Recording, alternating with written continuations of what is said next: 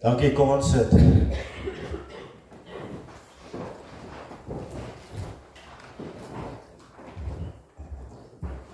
Here het groot planne vir môre.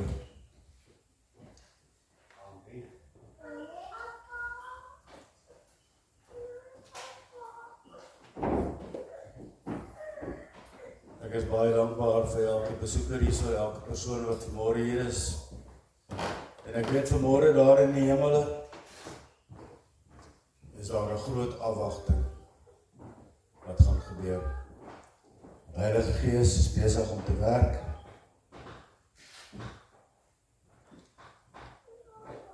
Kom ons sluit net die oë.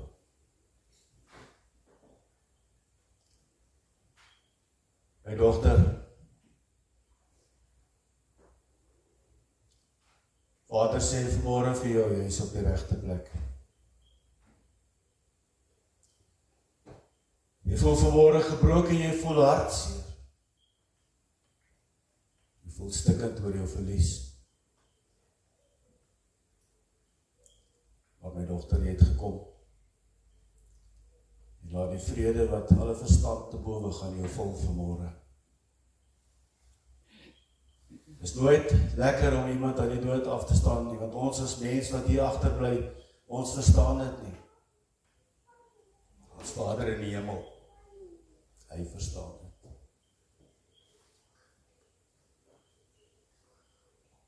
Die woord staan daar geskryf.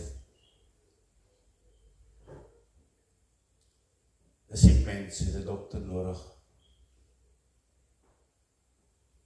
En elkeen van ons het nodig om in sy teenwoordigheid te kom. Vir sy aanraking, vir sy verandering, vir sy redding. En Vader, Here, waar ons hier vergader vanmôre in U naam,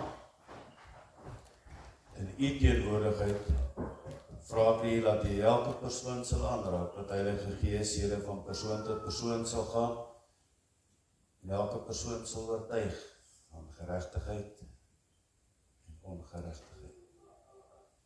Ek wil vanmôre bid ook vir hulle wat bemoeid en belas is, Vader, Here, daar is soveel van ons vandag. Ek wil ook bid vanmôre, Here, dat ons weer die vuur van Heilige Gees in ons aangesteek kry. Dat daardie vonkie wat nog lewe, Here, dat dit sal uitlewe, dat die lig van Jesus Christus sal uitskyn buitekant toe. Vandag bietjie meer as 2000 jaar terug, het U in oorwinning in Jerusalem ingery op 'n donkie. Die koning van konings wat die grootste dienaar geword het op aarde, waar U, Here, die mense las op U geneem het.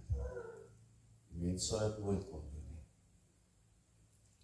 En dat is hierdie week, Here, wat vooraf gaan vir die belangrikste gebeurtenis Vrydag, dat ons sal lewe soos wat daar in Eksodus 12 geskryf staan, Vader, Here, dat ons sal weerhou, abstain van dinge wat onheilig is. In die naam van Jesus bid ons dit.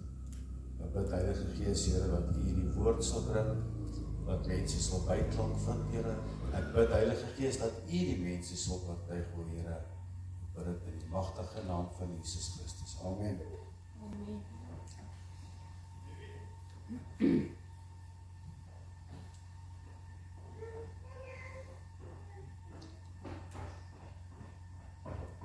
Die tema vandag.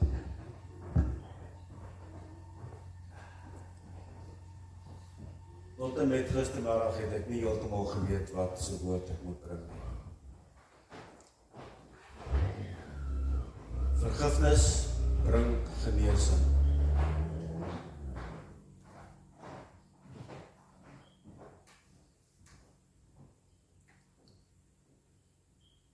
Heel dikwels verstaan ons nie dat ons siek bly nie.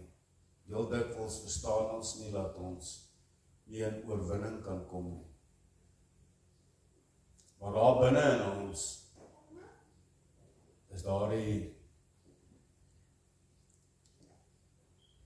bittere sonde wat mens nie kan raak sien nie, wat vergifnis genoem word, of onvergifnis genoem word. En die Bybel waarsku ons duidelik daar teen bitterheid. Hebreërs 12 vers 14. Hy sê, jaag die vrede na met almal, en die heiligmaking waarsonder niemand die Here sal sien nie. Vers 15 sien toe dat niemand die genade van God verspeel nie, sodat geen wortel van bitterheid opskiet en moeilikheid veroorsaak, en baie daardeur besoedel word nie. Die woord bitterheid, se root, se afkorting, kom uit die Griekse woord uit wat pikria beteken. En dieselfde woord wat in Handelinge gebruik word, Handelinge 8 vers 23, word daar geskryf, dis 'n toestand van uiterste goddeloosheid. Dis bitterheid. Dis 'n toestand van uiterste goddeloosheid. As dan geskryf die gal van bitterheid of bittergal, in vers 21 staan daar geskryf, het geen aandeel in die aanspraak van hierdie saak nie. Nou wat se saak wat verwys die Bybel hierso? As jy die storie gaan lees, die hele hoofstuk gaan lees, dan sal jy sien, daardie ou wil die Heilige Gees ontvang het, en hy was bereid om te betaal vir die Heilige Gees, dat die Heilige Gees deur hom werk. En ons sien wat die disippels vir hom gesê het, jy het geen aandeel in die aanspraak in hierdie saak nie, want jou hart is nie opreg voor God nie. Jy sien my broer, my suster, as jy daardie bitterheid in jou het, is jou hart nie opreg voor God nie. Want bitterheid weerhou jy om die eienskappe van God, Galasiërs 5 vers 22, te leef. Jy kan nie in liefde leef nie, want jy het bitterheid in jou. Jy kan nie in vrede leef nie, want jy het haat in jou. En dit weerhou jou om God te kry. Vers 23, want ek sien jy is galbitter en in ongeregtigheid verstrik. Harde woorde, maar dis wat God sê om vergewingsgesindheid te doen. Jy's galbitter en in ongeregtigheid verstik. Daarbo het ons gesien, dit sê, is die uiterste toestand van goddeloosheid. Romeine 13 vers 14 sê, dit is 'n mond vol vloek en bitterheid. Ons lees dit. Hulle keel is 'n oop graf. 'n Oop graf. Al wat daar uitkom is vervloeking en bitterheid. Daar kom geen seën uit nie. Daar kom geen vreugde uit nie. Daar kom geen liefde uit nie. Met hulle tonge bedrieg hulle. Hulle sê, ek het jou vergewe, maar as jy daar gaan kyk, dan vervloek hulle jou. Hulle bedrieg jou. Dis die gif van adders. Nou kom ons weer terug na daai gif toe. Is op hulle lippe.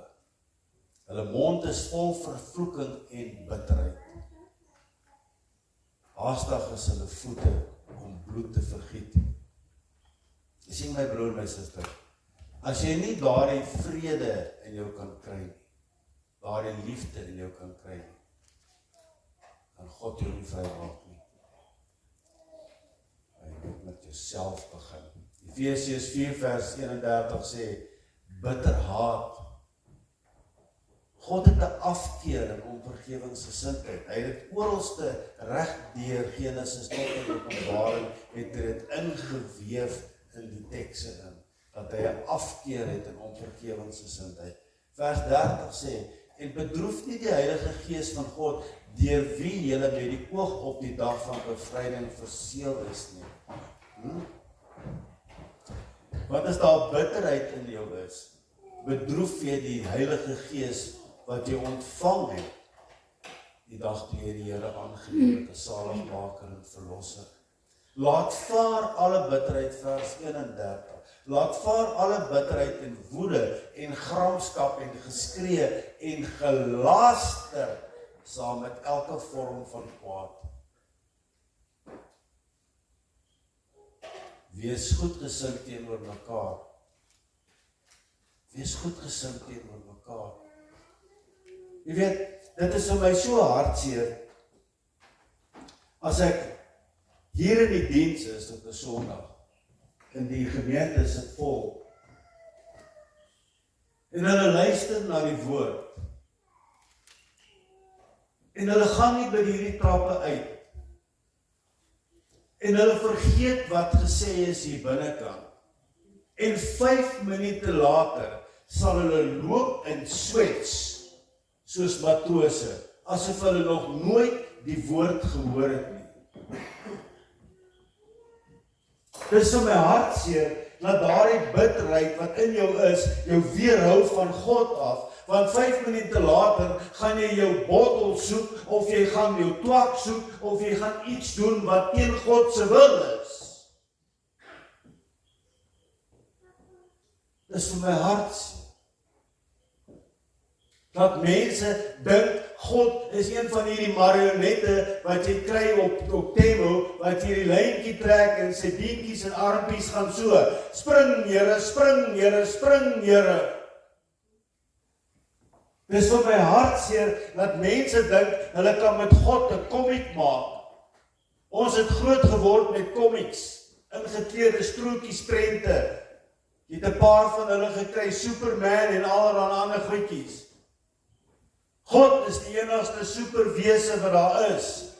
Die ander is almal deur die duiwel geskep. Besef jy dit?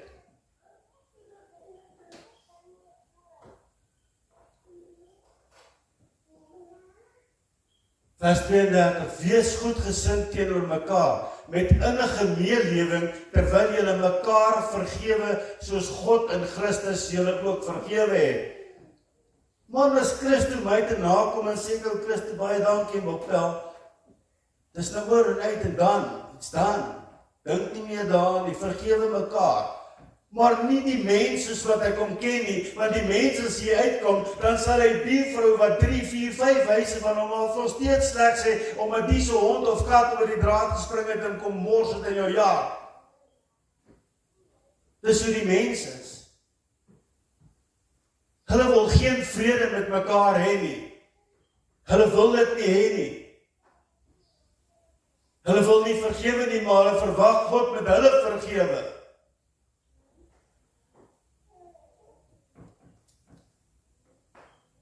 Hebreërs 12 vers 15 sê dit is 'n wortel van bitterheid en bitter vrugte voorbring. En kyk ek na die mens vandag en sien ek hoe bring daardie bitterheid bitter vrugte voor. Te doen.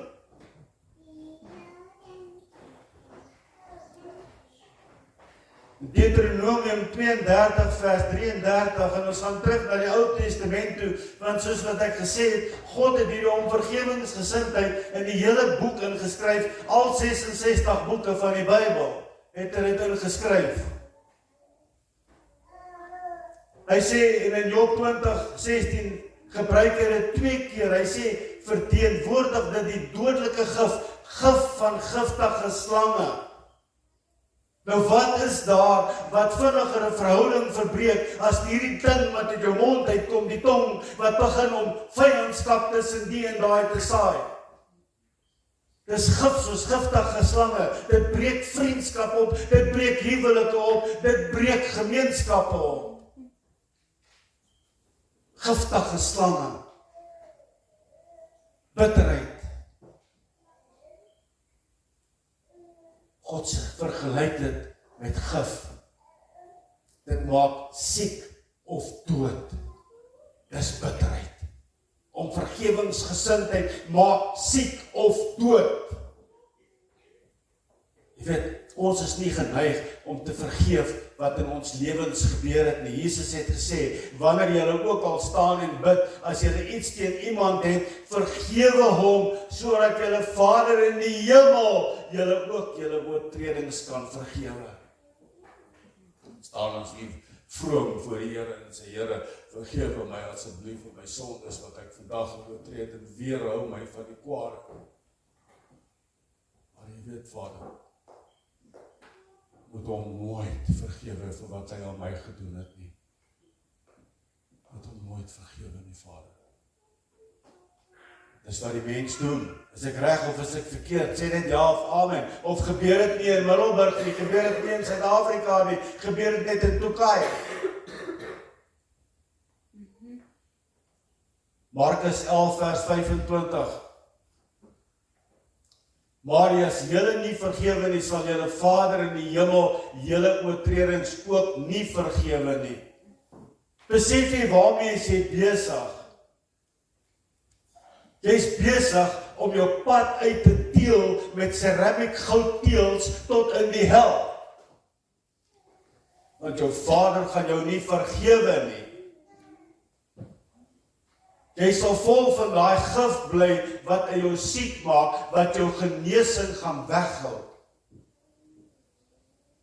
Die Heilige Gees sal nie in jou ingaan solank daai liggaam van jou vol bitterheid is nie.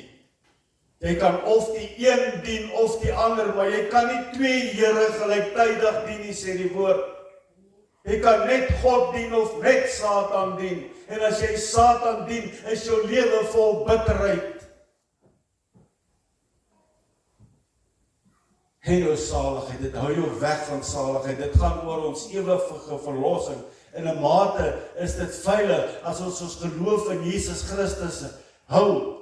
Maar as ons geloof in Jesus Christus gesit het, beteken dit ons moet daardie verandering ondergaan wat Jesus van ons verwag. Jy kan nie sê ek dien Jesus en ek dien Satan en jy loop in die wêreld, een voet in die hel en een voet in die kerk nie. Dit kan nie gebeur nie. Dis of jy dien God of jy dien die vyand.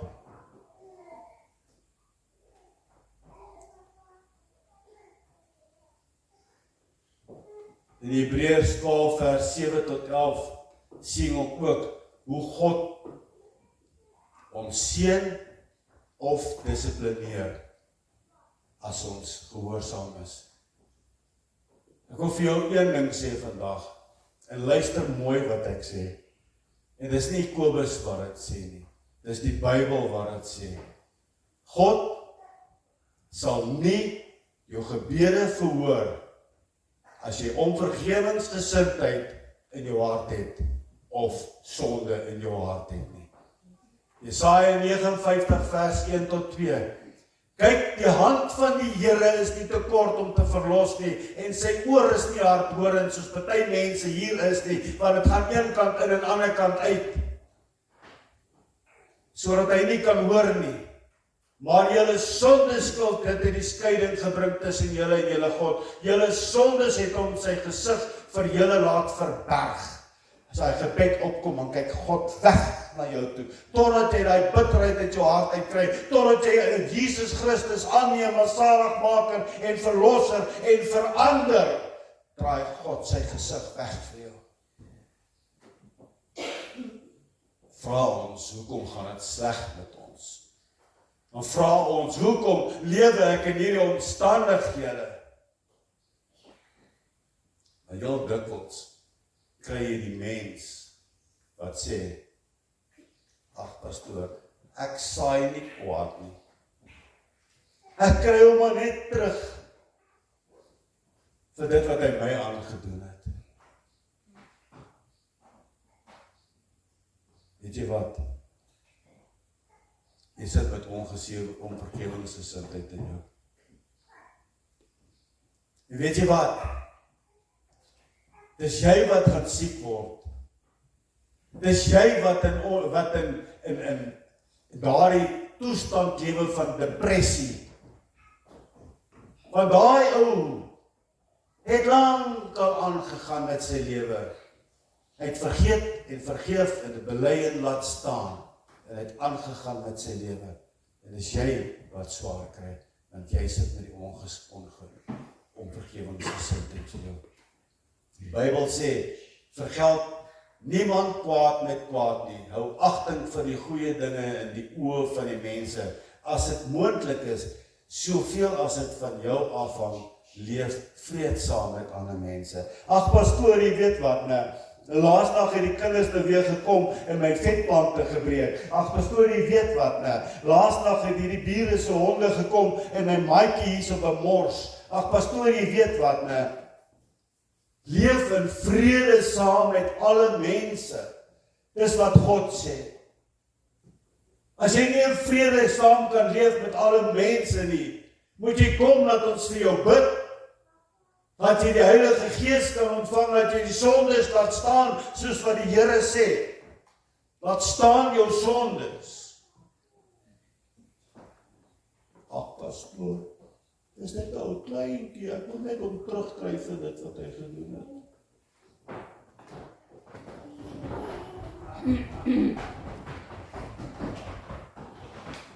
Geliefdes, ek wil vir julle vanmôre sê, die wraak kom jou nie toe nie. Maar jou om vergewingsgesindheid eis jy die wraak op vir jou. En as jy vergewe, gee jy dit vir die Here. En as jy dit nie vergewe nie,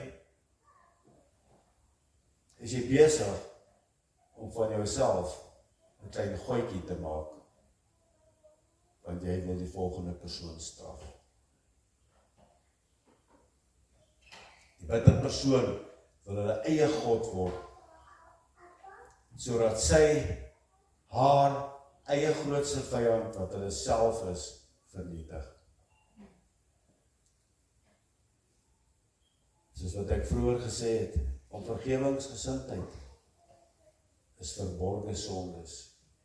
Pastoor, ek sondig nie, ek gaan kerk toe, ek bid, ek lees my Bybel 7 dae van die week, ek lewe 'n goeie lewe, maar pastoor, as ek in daai ou se teenwoordigheid instap, dan voel ek ongemaklik, ek wil hom net met die naaste bottel wil ek hom slaan, pastoor, van dit wat hy my aangedoen het 7 jaar terug, ek vergewe en ek sal hom nie vergeet nie.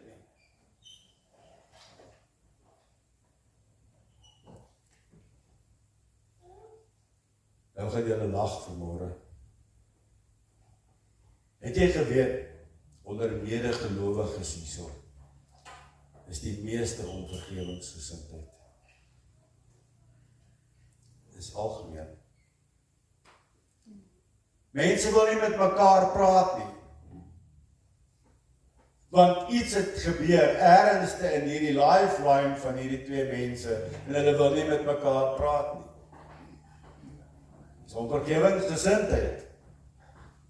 Mense wil eers nie na mekaar kyk nie. Mense wil nie eens aan dieselfde kant van die kerk sit nie. Jy kry die skape en die bokke, soos wat die Bybel sê. Die skape aan die regterkant en die bokke aan die linkerkant. Jo. Ek is bly om te sien die skape en die bokke is mooi gesprei in hierdie gemeente vandag. En ek moet sê, elke dag meer en meer. Mense wil nie eens hulle pastoor vergewe nie, man. Want die preek wat pastoor vandag gepreek het, is so van toepassing op my. Ek wonder wie het nou weer gaan loop en skudder raak by die pastoor.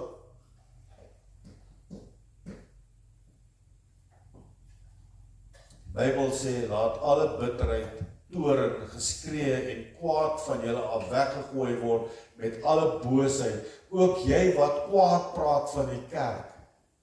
Onthou een ding. As iemand kwaad praat van 'n ander teenoor jou, luister mooi wat ek sê. As iemand kwaad praat van 'n ander teenoor jou, gaan daai selfde persoon kwaad praat van jou teenoor 'n ander. Jy mooi gehoor. Feite.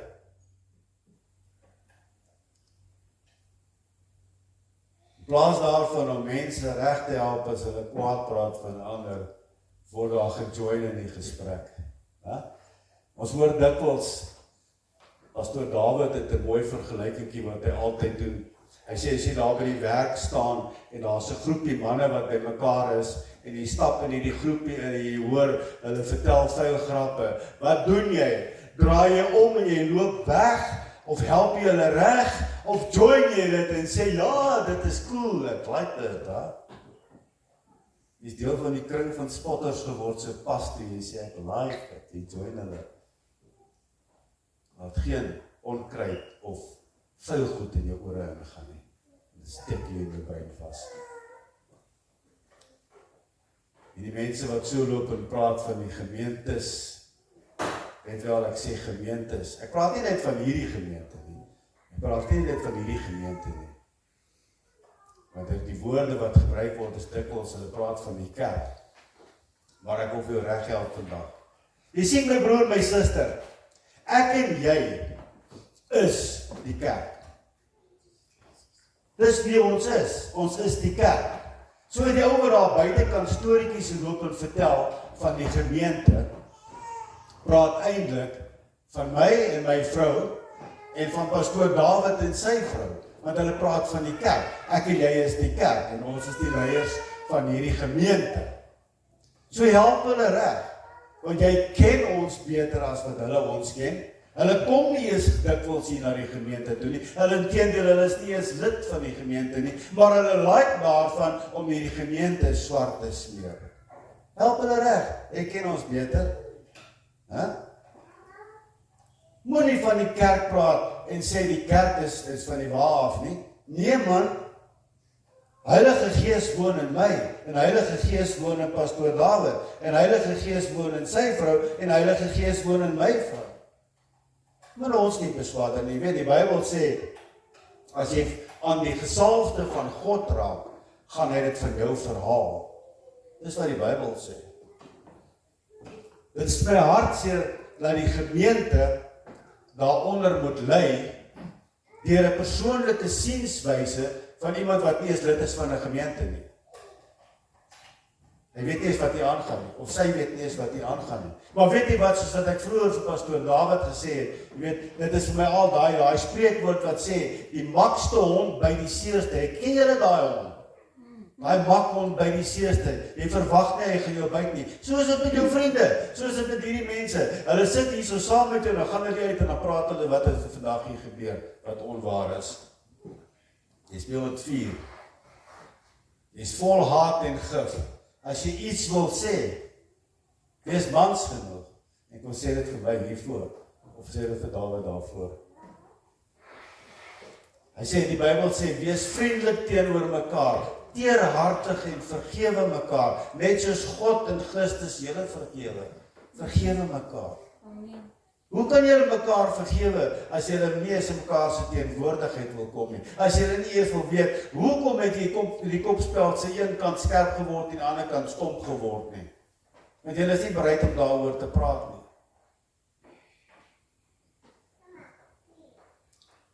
Vroeger het ek het gesê, as ons hier uitloop, vergeet ons wat gesê is.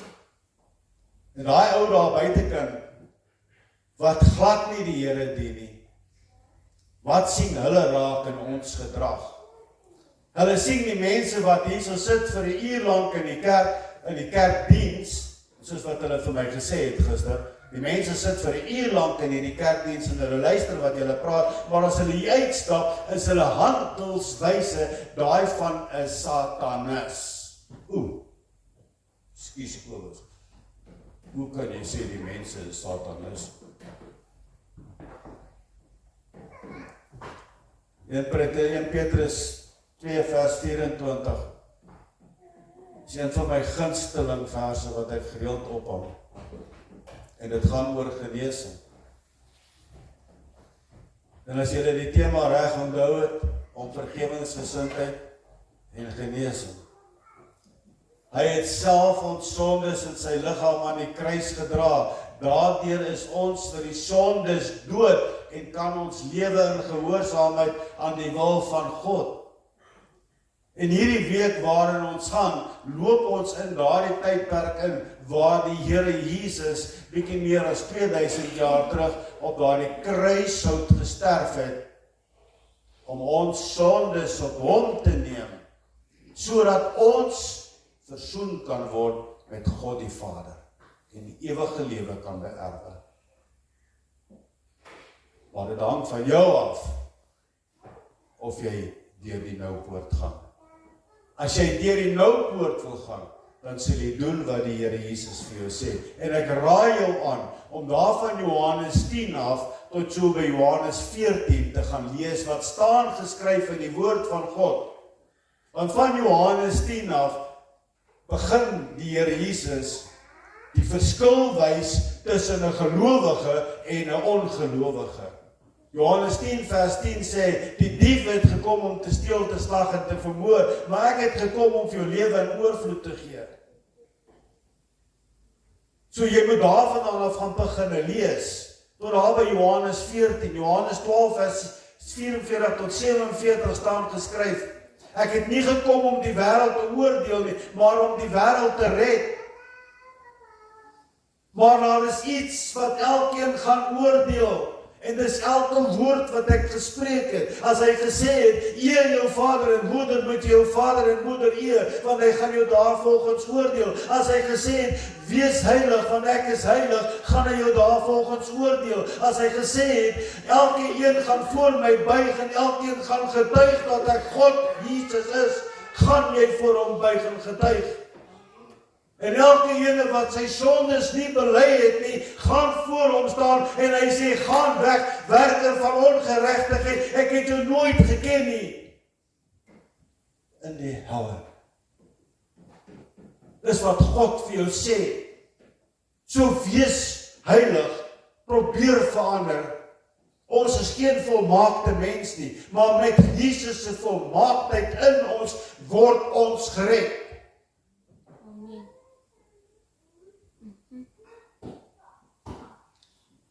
Jy weet, wat vir my baie mooi is in Lukas,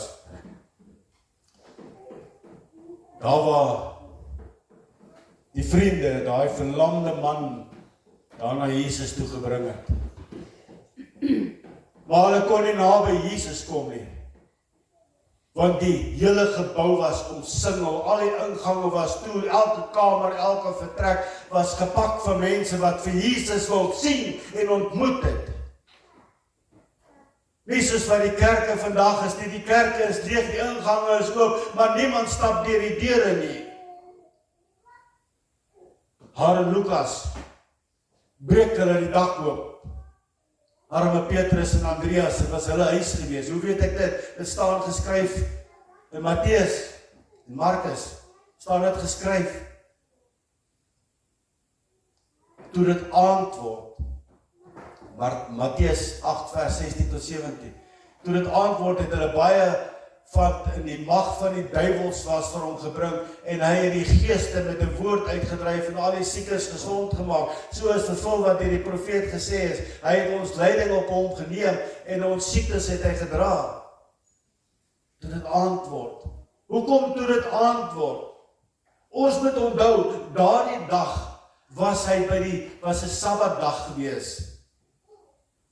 Markus 1 vers 21, hulle het in Kapernaum ingegaan en op die Sabbat het Jesus dadelik die sinagoge binne gegaan en begin leer. Jesus, die rabbi, het daar by die sinagoge ingegaan en hy het die scroll gevat en hy het vir hulle geleer wat staan in die woord van God.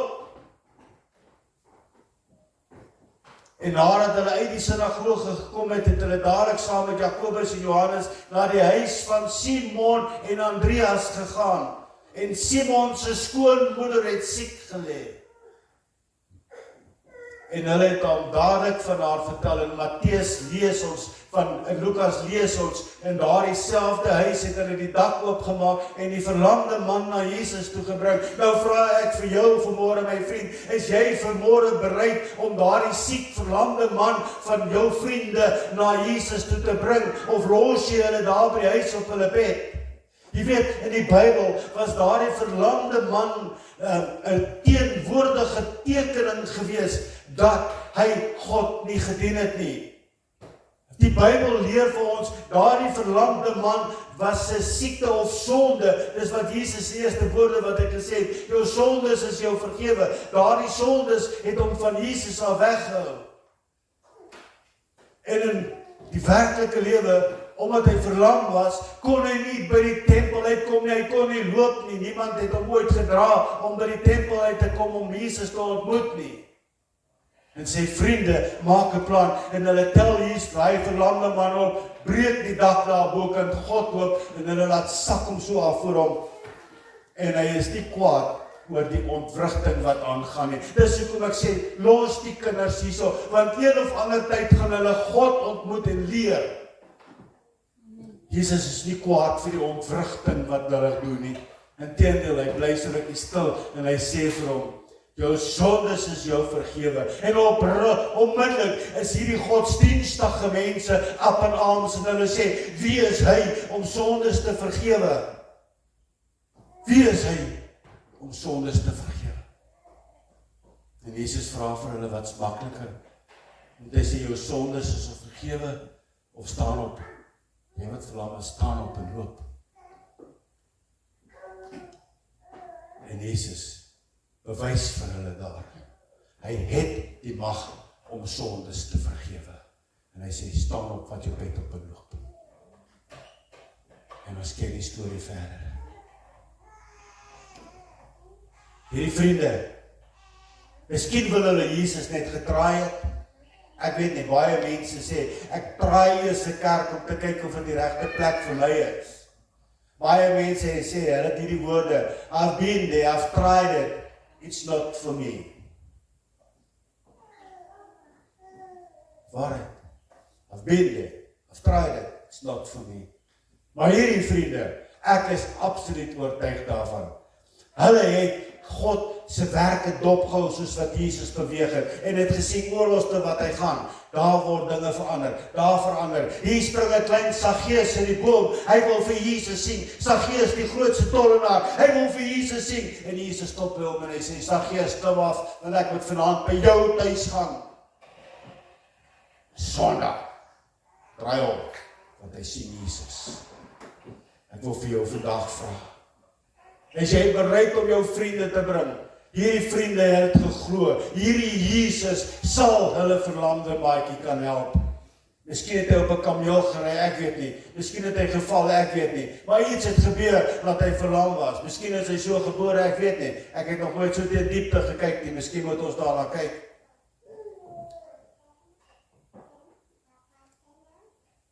En deur hierdie daad wys Jesus wie is hy werklik. Hy wys hy is Jesus, die Christus. Die mens wat gekom het van die hemele, wat God is.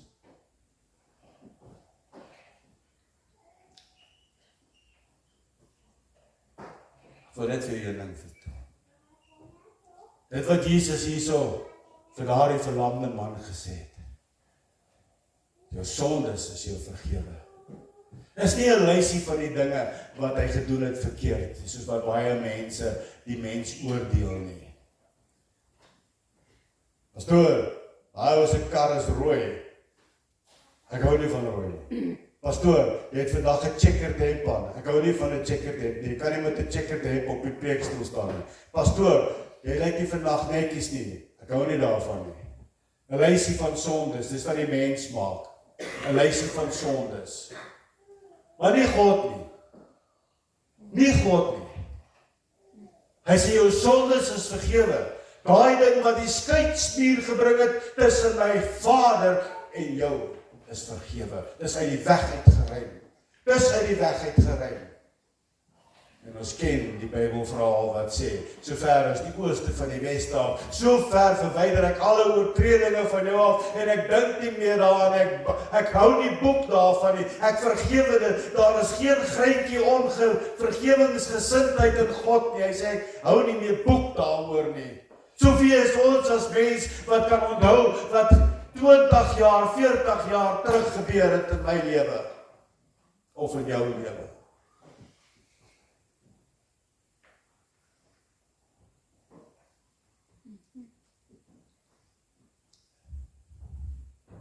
Jesus maak nie net praatjies nie.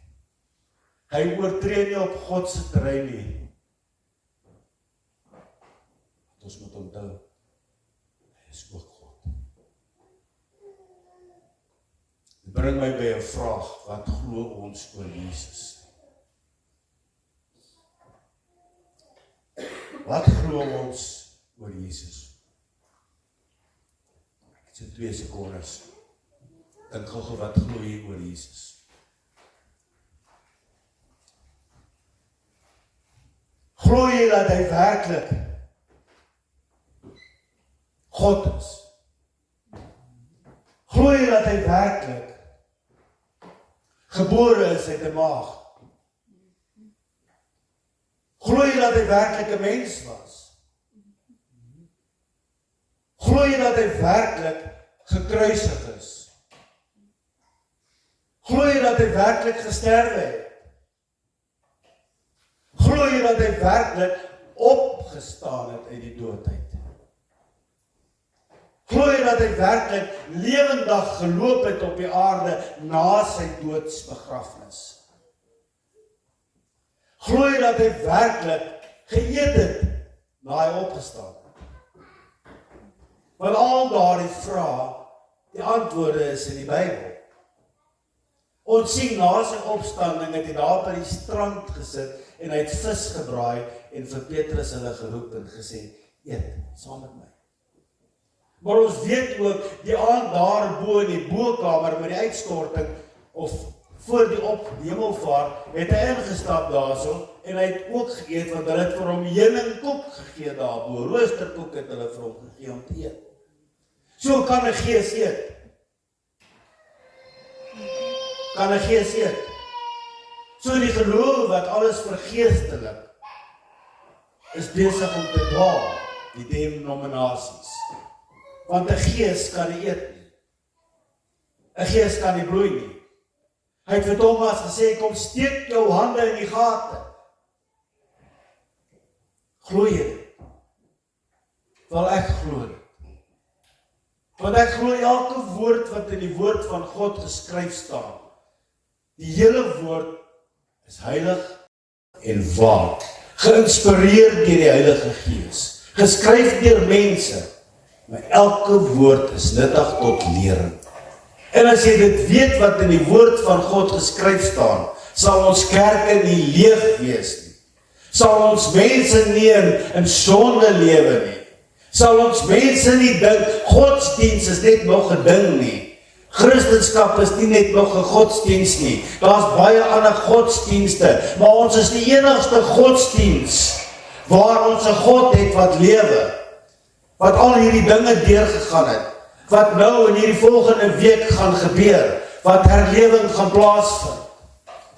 Herlewing hang van jou af. As jy wil herlewing beleef, sal dit gebeur. Maar as jy nie bereid is nie, bly jy koud. En daar in Openbaring 2, die woorde, was jy maar eerder warm, was jy maar eerder lou, of warm, moet ek dit lees. Maar nou is jy koud, sê die Here. Hy sê, kyk, ek spuug dit uit. Ek spuug jou uit. En die regte woord daar in die Grieks is, kyk, ek kots dit uit. So afkeer het God aan hierdie lou Christene. Hy het 'n afkeer daar. Hy sê, kyk, ek spuug dit uit, ek kots dit uit.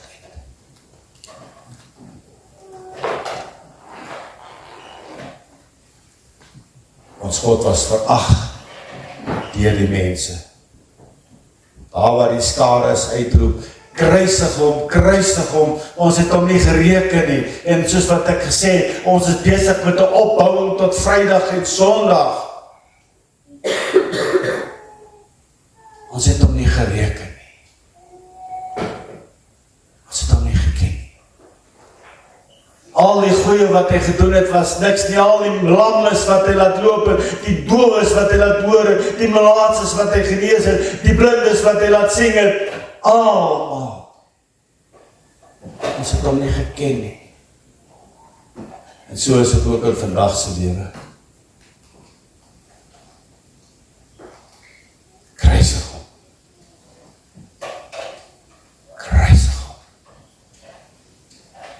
Pilatus het daar gestaan. Hy probeer probeer om die onskuld van hom te bewys deur te sê, ek was my hande in onskuld, laat sy bloed op jou wees. Pilatus het geweet, hy is onskuldig. Hy het dit geweet. Sy vrou het hom ook gewaarsku en gesê, moenie aan hierdie godsman raak nie. Maar hy is so bang vir die mens, dat hy oorhandig het aan die kerk. Die kerk omkruisig.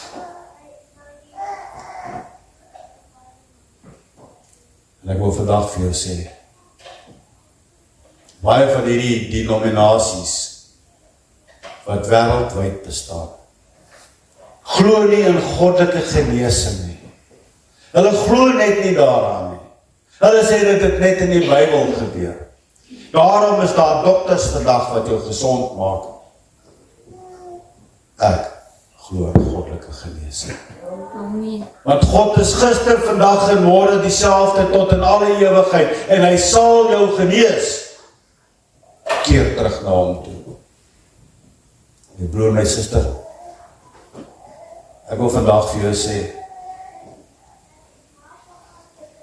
om vergewingsgesindheid veroorsaak bitterheid. En bitterheid saam met woede en ander dergelike geestestoestande wat aan bitterheid en om vergewingsgesindheid gekoppel word, is 'n openlike uitnodiging vir Satan. Jy rol daai rooi tapuit uit vir Satan in jou lewe in. Satan en sy demone kom maak woning by jou. En hulle begin jou katasa met vrees, wat nog lei tot depressie. En so kan ons aan mekaar aangaan, totdat jy in mekaar sak, met een of ander dergelike siekte, hartkwale, organe wat ingee, en so aan. En jy gaan kyk, die Bybel wys dit. Hierdie verse wat ek nou gelees het, en wat ek nou nog gaan lees, bewys goddelike genesing, en dat siektes jou sondes is. Die alle siektes nie, sommiges, want ek ken baie mooi kinders van die Here, wat met rugprobleme sit, wat nie genees word nie. Ek ken baie mooi kinders van die Here, wat dood is as gevolg van kankers en een of ander siekte, dergelike siekte, wat nie genees is nie. Dis God se hand. Maar oor die algemeen, is jou siektes, jou siektetoestande, jou leefwyse. In 1 Petrus 2 vers 24, hy het self ons sondes in sy liggaam aan die kruis gedra, daardeur is ons vir die sondes dood en kan ons lewe in gehoorsaamheid aan die wil van God. Deur sy wonde is julle genees. Petrus skryf hierdie in die verlede tyd. Deur sy wonde is julle genees. Hy sê nie julle sal genees word nie. Hy sê julle is genees. Vat dit. Keer terug na my toe. Vat dit. Dis wat die Here sê.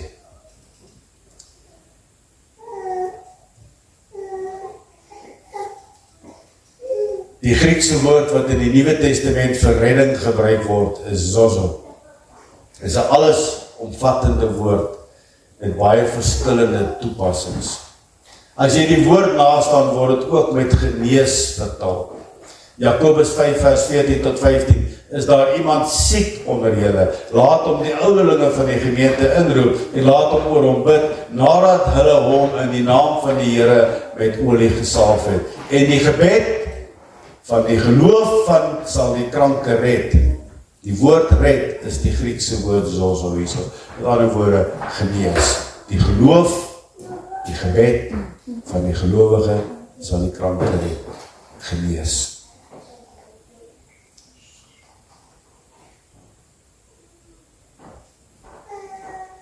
Ek wil vir julle iets vandag sê. Jou keuses lei daartoe dat God jou wel sal straf, soos wat dit in Levitikus opgeteken staan. Levitikus 26 vers 14. Maar as julle na my nie luister en al hierdie bevele nie uitvoer nie.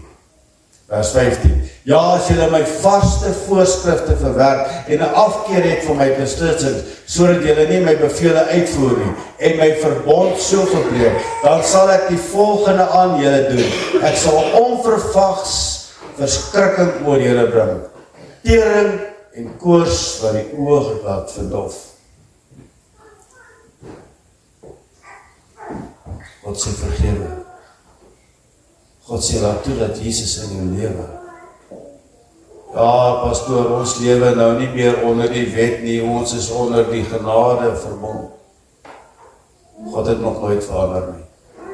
Dis gister, vandag en môre dieselfde.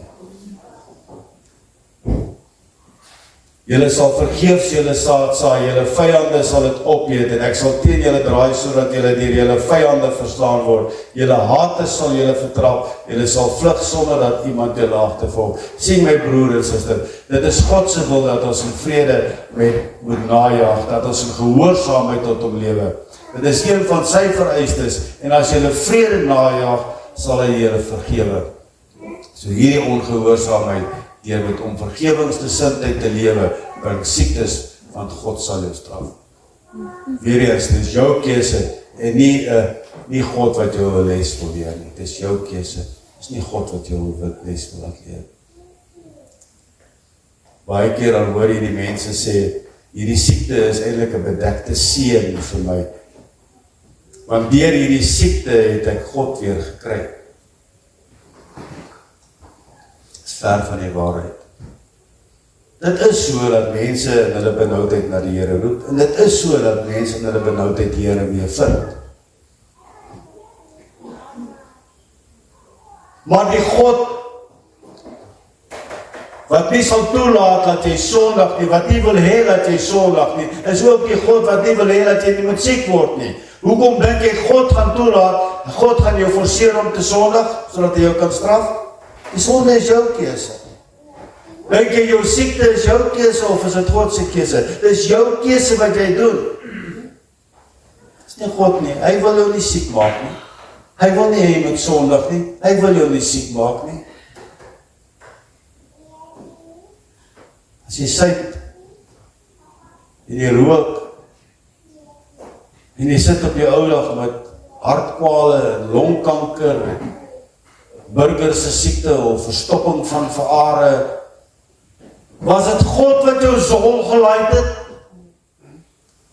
Was dit God wat jou glas na jou mond toe gebring het vol gif? Is dit God wat jou laat oorvreet?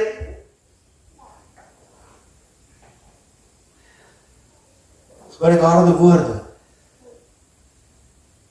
Obesity is 'n groot sonde in God se oë. Het julle dit geweet? Gaan lees dit. Gaan soek dit op.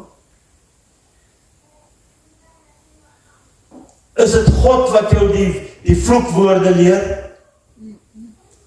Is dit God wat jou tong beheer sodat jy die Here se naam uitelik gebruik? God gaan dit van jou verhaal. Hy sê, moenie my naam uitelik gebruik nie, Eksodus 20 vers 7, want hy sê, ek sal die een nie ongestraf laat bly nie.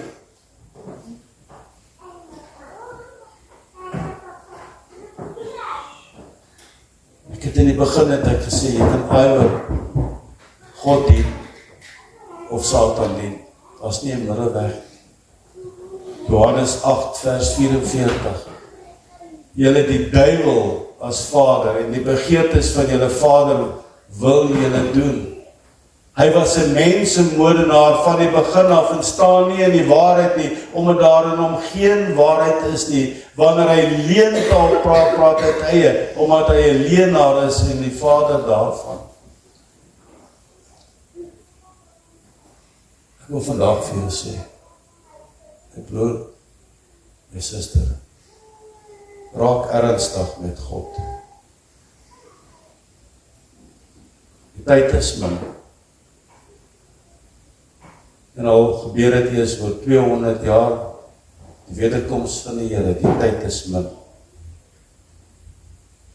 Wil jy, soos die 5 dwaase maagde gevang word, as die bruidegom kom, en jy kan nie saam met hom ingaan by die poorte nie? Of wil jy soos die 5 wyse maagde gereed wees as hy kom?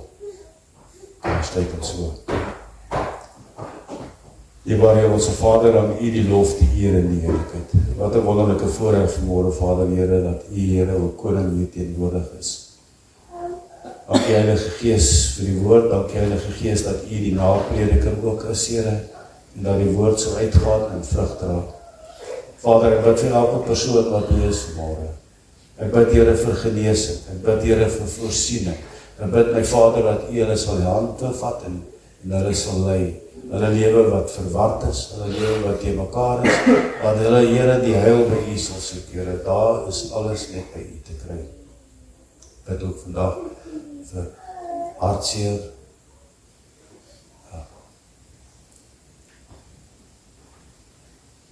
Ek wil ook vanmôre vra, Vader, Here, dat U ook met die gemeente sal gaan, dat U vir die gemeente sal laat verenig, laat opstaan, dat hulle liefde sal saamlewe in die magtige naam van Jesus Christus, waar ons huis toe gaan, Here, dat elkeen op die pad gaan, wees met elkeen, hou jy hand van bewaring oor hulle, hou jy beskerming oor hulle, en dat daar 'n behoefte in elkeen sal ontstaan om hierdie week, Here, U nabyheid te soek in Jesus naam, waar ons Vrydag by mekaar kom, Here, waar ons daar die groot gebeurtenis vier, of herdenk. Dat ons weet, U het dit moontlik gemaak om vanmôre by mekaar te wees in Jesus naam. Amen.